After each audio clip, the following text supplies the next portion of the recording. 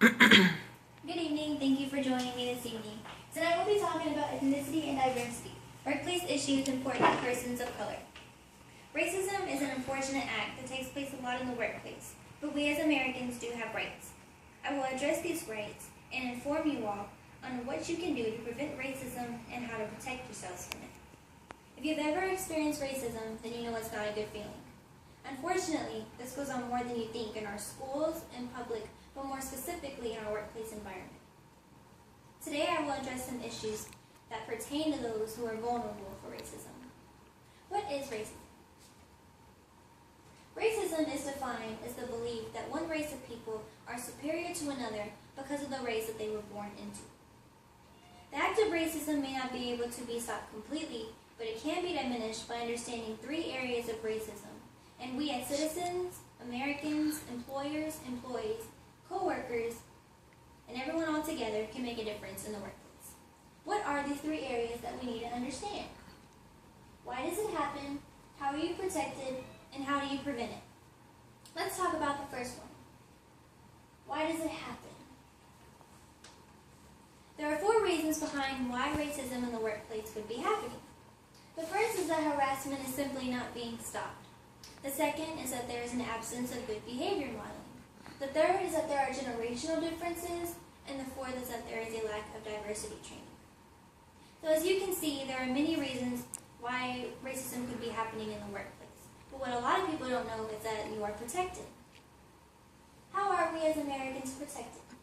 We are protected by our rights and by the laws that we have in our country. There are many laws that protect us against employment discrimination. The most common of all is Title VII of the Civil Rights Act of 1964, also known as Title VII.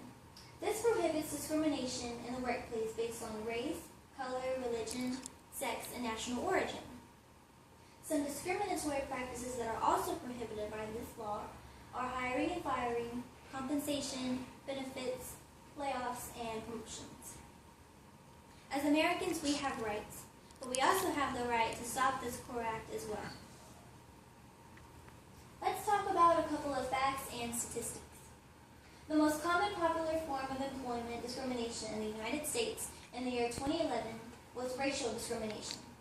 According to the United States Equal Employment Opportunity Commission, or the EEOC, in 2011, the agency received a total of 335,395 complaints nationwide.